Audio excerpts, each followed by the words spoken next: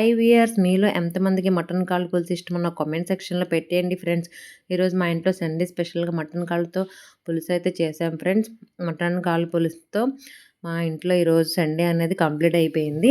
Mutton కాళ్ళని చక్కగా clean చేసేసుకొని కుక్కర్‌లో వేసేసి దాంట్లో కొంచెం పసుపు, వాటర్ ఏసేసి అయితే బాయిల్ చేసాం. ఒక 10-12 విజిల్స్ వచ్చేదాకా. తర్వాత అయితే ఆనియన్స్‌ని పేస్ట్ చేసేసుకొని ఆయిల్ హీట్ అయ్యాక పచ్చిమిర్చి అలాగే ఆనియన్స్ కూడా వేసేసామనమాట. దాంట్లో కొంచెం అల్లం వెల్లుల్లి పేస్ట్ కూడా వేసేసాము. సో, కొంచెం బ్రౌన్ కలర్‌లోకి వచ్చిన తర్వాత ఏవైతే మనం ముందుగా బాయిల్ చేసి పెట్టుకున్నామో మటన్ కాళ్ళని అందులో అయితే వేసేసి ఆ ఆనియన్ పేస్ట్ అనేది దానికి పెట్టేలాగా అయితే తిప్పేసాం.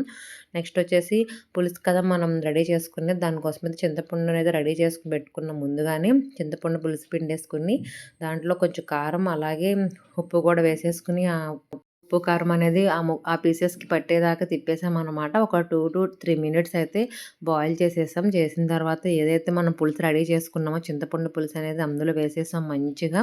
వేసేసిన తర్వాత ఇది పులుసు అనేది కొంచెం గుజ్జుగా వచ్చేదాకా అయితే ఉడకపెట్టాము. ఉడకపెట్టిన తర్వాత దగ్గరకు వచ్చేసిన తర్వాత కొంచెం మసాలా అయితే వేసేసాం. గరం మసాలా అలాగే కొంచెం మన కొత్తిమీర కూడా వేసేసాం ఫ్రెండ్స్.